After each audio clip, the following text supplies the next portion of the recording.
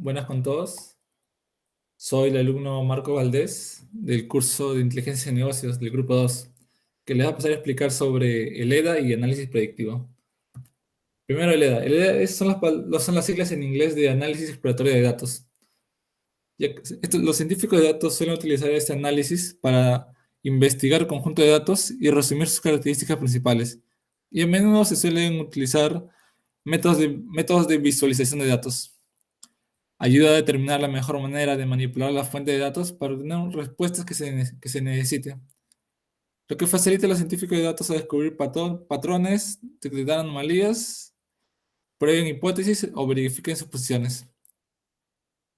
Ya. También puede ayudar a determinar si las técnicas estadísticas que se está considerando para el análisis de datos son apropiados.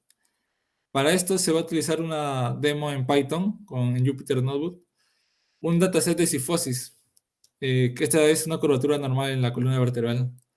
Este dataset está representado por datos de niños que han sido sometidos a cirugía de columna correctiva.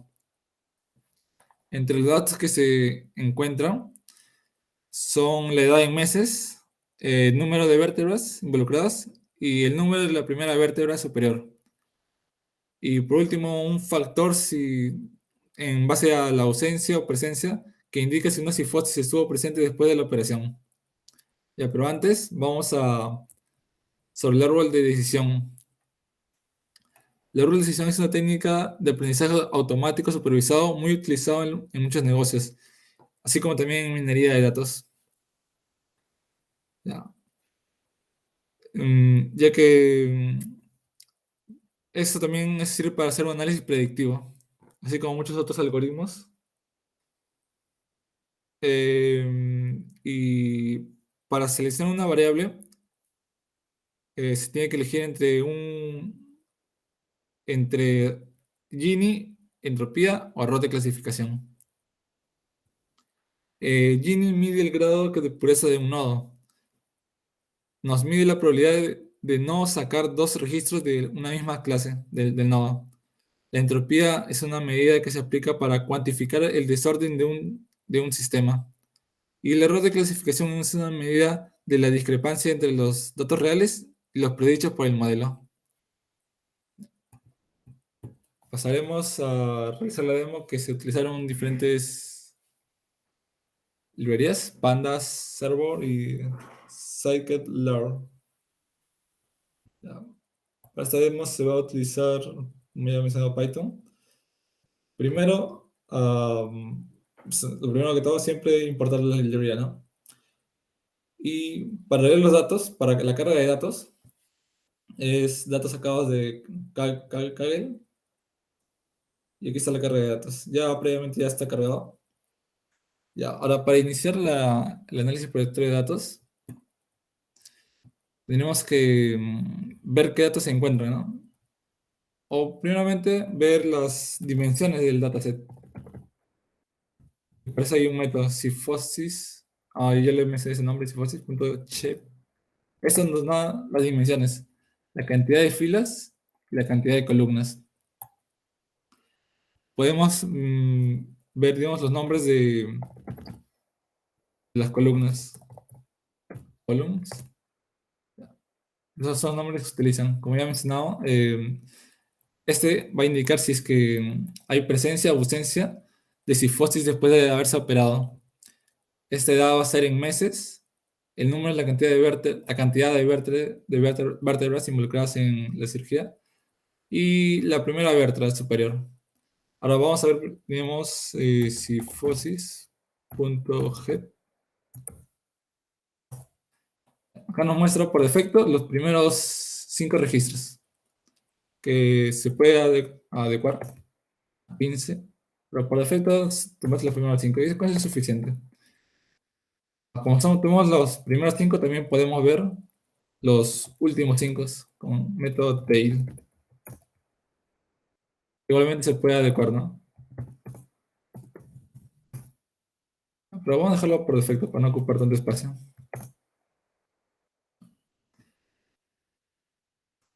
Si yo quiero tener un análisis más detallado sobre las columnas, su información, info. tipo de dato, si son no nulos. Ya. Esto vendría a ver con un poco de la introducción, ¿no? O sea, qué datos tenemos, qué se presentan. Y para ver, lo siguiente sería ver si es que existen valores nulos o también valores atípicos, que si bien se podría eliminar o reemplazar por un valor medio, ¿no? Un valor de la media, para ver si existen valores nulos, es la función is null, pero no sería muy óptimo ver de esa forma. Acá me devuelve valores verdadero o falso, pero para tener algo más adecuado, es esta sentencia da un recuento de la cantidad de valores nulos, que para esta ocasión no son cero, o sea, no hay ningún valor nulo. ¿Ya? Y ya, eso con respecto a los valores nulos, pero ahora los valores atípicos. Para eso, se va a utilizar la server, como CNN, y un box plug, un diagrama de cajas. Plug. Eh, Acá digamos la variable, entre comillas dobles, star, siempre adecuado con el mismo nombre de la columna y la data, ¿no? La data, que sería Sifosis. Para este caso, no cuenta con valores nulos, no cuenta con valores atípicos, pero, a ver, es star. Digamos, ponemos number. Number sí contaría con valores típicos, así se visualizaría que están fuera ya valores atípicos, valores extremos, valores anormales, están fuera ya del rango, están en un extremo. Y a ver, age. Solamente number cuenta con esos valores. O sea, con dos valores atípicos. De momento no se va a dejar así de momento. Ya. Ya. Una vez ya he visualizado los valores atípicos y si se encuentran valores nulos, en caso si se quiere eliminar un valor nulo, tendría que tener el siguiente método. Drop. No, si un poco eso, sí. Mm,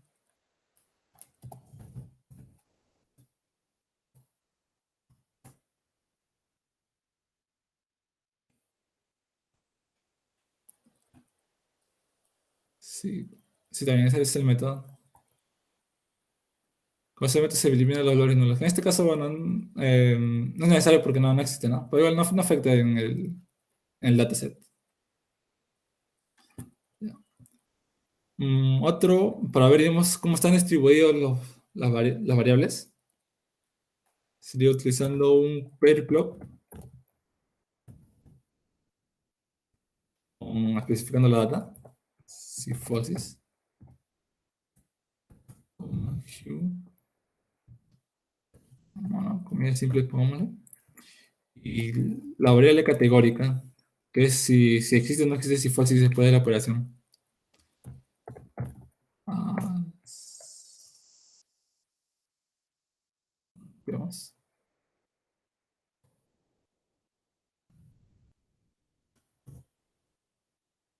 Mm, Acá acá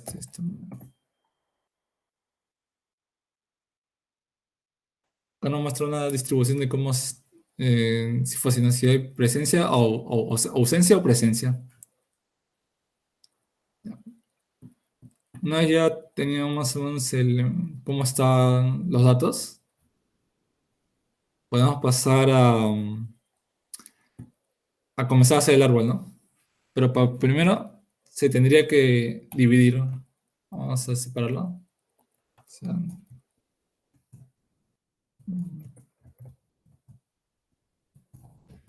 división de,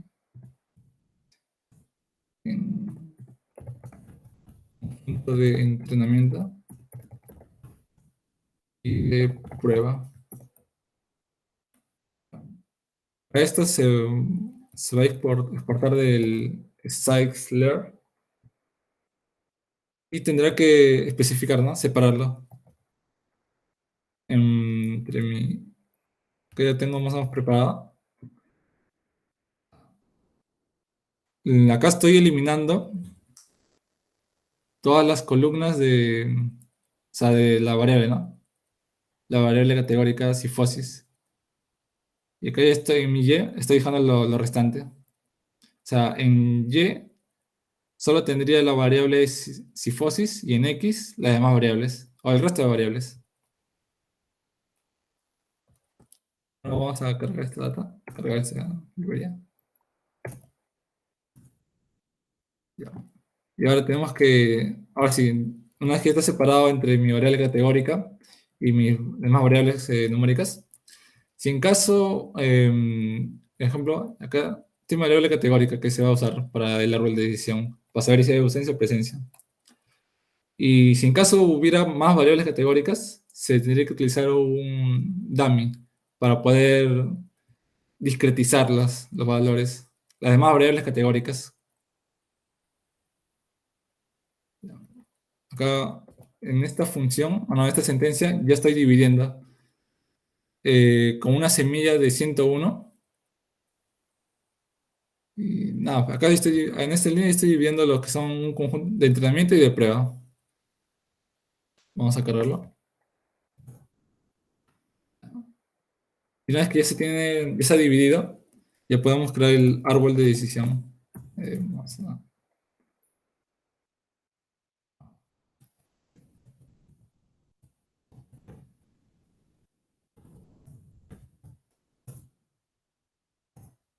árbol de decisión. Tenemos que agregar esa línea también del Sklearn, el árbol de decisión. Y acá vamos a declarar un árbol. ¿Sí? La función decision.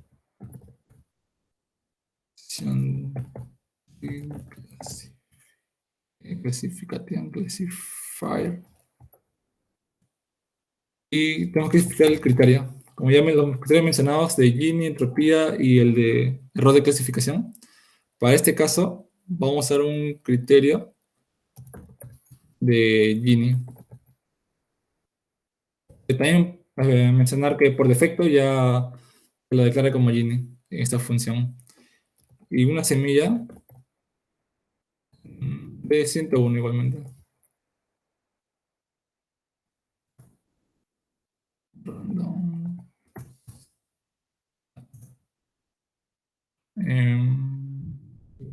Un ratito. Decision tree classifier. Acá está, disculpen. Ya. Y para hacer el árbol,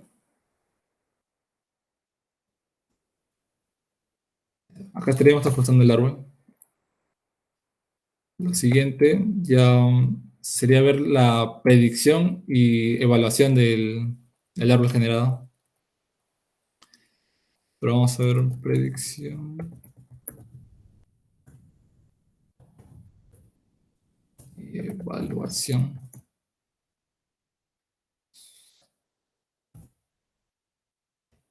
Vamos a crear una variable predicción de mi árbol. Punto predict.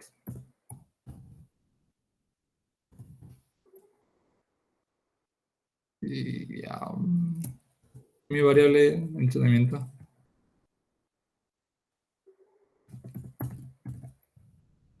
Variable de prueba.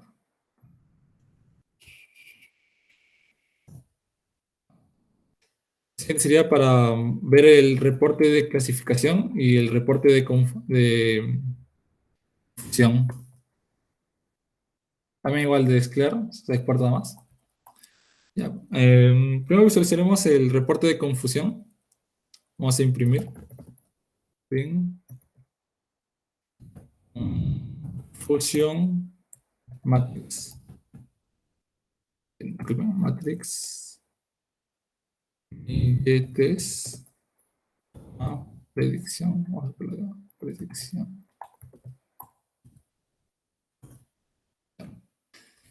Esta parte, lo que esta matriz son de los valores. Bueno, esta primera columna, esta primera columna sería de predicción. Acá la ausencia y la presencia. Y en esta parte de la izquierda sería lo que son los valores reales. La ausencia y la presencia. Voy a abrir un pen así rápido.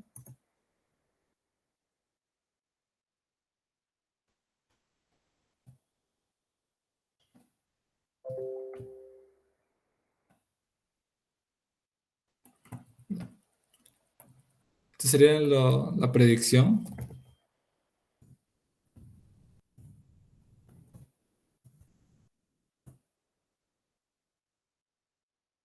Acá serían los valores reales.